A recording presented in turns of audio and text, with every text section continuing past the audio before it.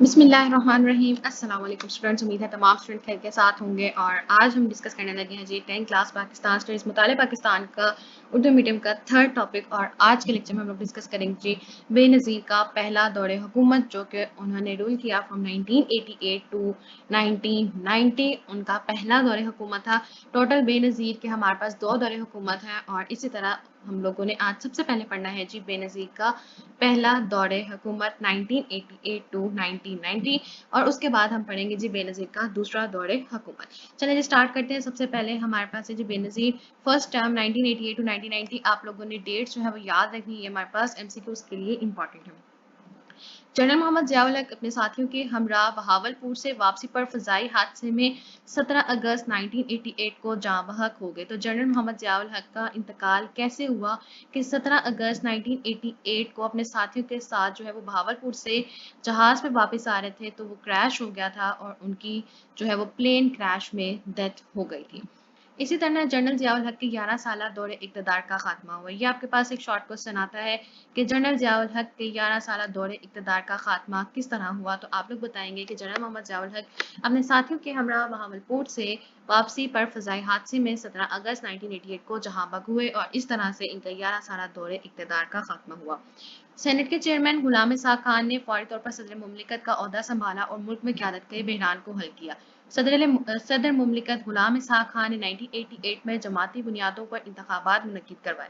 Pakistan Peoples party سمیت کثیر تعداد میں سیاسی جماعتوں نے انتخابات میں حصہ لیا. انتخابات میں محترمہ بے نظیر بھٹو کی قیادت میں پاکستان پیپلز پارٹی کو مرکز صوبہ سندھ اور صوبہ سرحد خیبر پختونخوا میں کامیابی حاصل ہوئی. اس طرح مرکز اور 2 صوبوں میں پاکستان پیپلز پارٹی کی حکومت قائم ہوئی.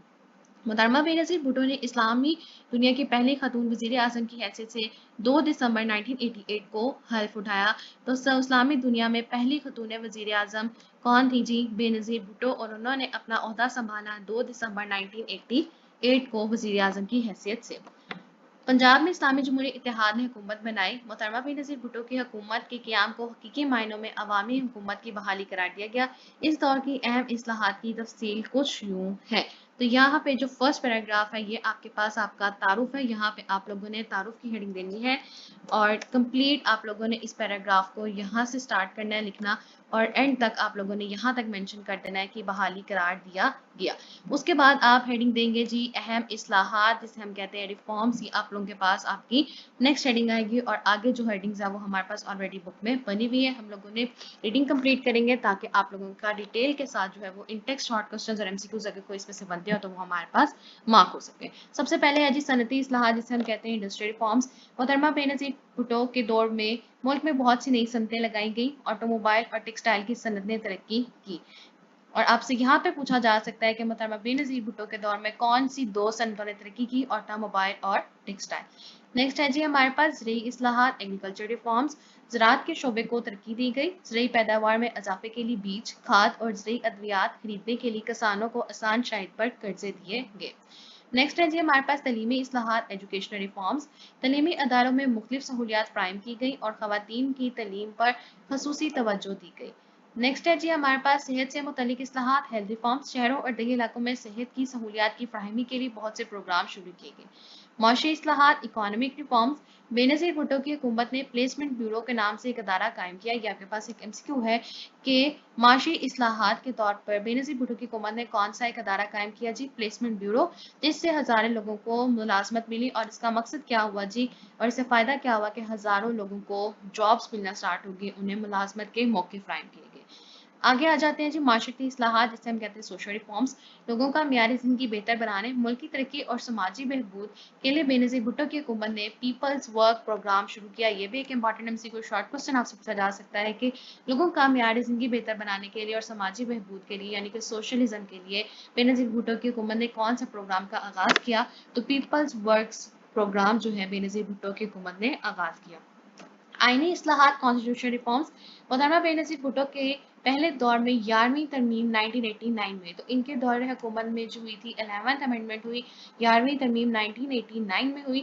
یہ قومی اور صوبائی اسمبلیوں میں خواتین کی نشستوں کے حوالے سے تھی. اور یہ ترمیم کیا تھی کہ انہوں نے خواتین کی جو سیٹس تھیں قومی اور صوبائی اسمبلیوں میں उसके हवाले से उन्होंने 11वीं तरमीम करवाई 1989 में। आगे आ जाते हैं जी इंतजामी इस्लाहात जो है हमारे पास एडमिनिस्ट्रेटिव रिफॉर्म्स। जुल्फ़िकार अली भुट्टो के दौर में 1972 में पाकिस्तान ने दौलत मुश्तरका से अलहदगी इख्तियार कर ली थी। ये आपके पास एक MCQ आ सकता है कि जुल्फ़िकार अली भुट्टो के दौर में 1972 में पाकिस्तान ने दौलत मुश्तरका से अलहदगी इख्तियार कर ली थी। तो कि पाकिस्तान ने दौलत मुश्तरका से अलहदगी कब इख्तियार की थी? जुल्फ़िकार अली भुट्टो के दौर हुकूमत में 1972 में। 1989 में बेनज़ीर भुट्टो के दौर हुकूमत में पाकिस्तान दोबारा दौलत मुश्तरका का कारकुन बना। बेनज़ीर भुट्टो की हुकूमत ने पड़ोसी ममालिक के साथ अच्छे ताल्लुकात कायम करने की पॉलिसी पर अमल किया। भारतीय वज़ीर आज़म राजीव गांधी ने पाकिस्तान में मुनक्किद होने वाली चौथी सार्क सरबराही कॉन्फ्रेंस में शिरकत की। यहाँ पे आप ये MCQ मार्क करेंगे कि भारतीय वज़ीर आज़म राजीव गांधी ने पाकिस्तान में मुनक्किद होने वाली चौथी सार्क कॉन्फ्रेंस जो है वो उसमें शिरकत की थी। ऐसे आपसे MCQ पूछा जा सकता है कि पाकिस्तान में कौन सी सार्क कॉन्फ्रेंस मुनक्किद हुई जिसमें भारतीय वज़ीर आज़म ने शिरकत की थी? तो चौथी सार्क कॉन्फ्रेंस आई। आपसे ये भी पूछा जा सकता है कि पाकिस्तान की में मुनक्किद होने वाली चौथी सार्क कॉन्फ्रेंस जो थी उसमें भारतीय वज़ीर आज़म कौन थे जिन्होंने शिरकत की थी? राजीव गांधी, जिन्होंने पाकिस्तान में मुनक्किद होने वाली चौथी सार्क सरबराही कॉन्फ्रेंस में शिरकत की। तो आपसे ट्विस्ट करके MCQs को पूछा जा सकता है। इस मौके पर हुकूमत वक्त ने भारत समेत तमाम पड़ोसी ममालिक के साथ बेहतर ताल्लुकात की ख्वाहिश का इजहार किया। बेनज़ीर भुट्टो के दौर हुकूमत में दिसंबर 1988 में सदारती इंतखाबात का इनेकाद हुआ। ये भी आप मार्क करेंगे MCQs के पॉइंट ऑफ व्यू के लिए कि बेनज़ीर भुट्टो के दौर हुकूमत में दिसंबर 1988 में सदारती इंतखाबात का इनेकाद हुआ जिसमें गुलाम इसहाक खान सदर पाकिस्तान मुंतखब हुए। ये भी आपके पास एक इम्पॉर्टेंट है कि 1988 के सदारती इंतखाबात में सदर पाकिस्तान कौन मुंतखब हुआ? गुलाम इसहाक खान। और आपसे ये भी पूछा जा सकता है कि बेनज़ीर भुट्टो के दौर हुकूमत में सदारती इंतखाबात का इनेकाद कब हुआ? दिसंबर 1988 में। आगे आ जाता है जी उनका हुकूमत का खात्मा कि किस तरह से बेनज़ीर भुट्टो की हुकूमत का खात्मा हुआ।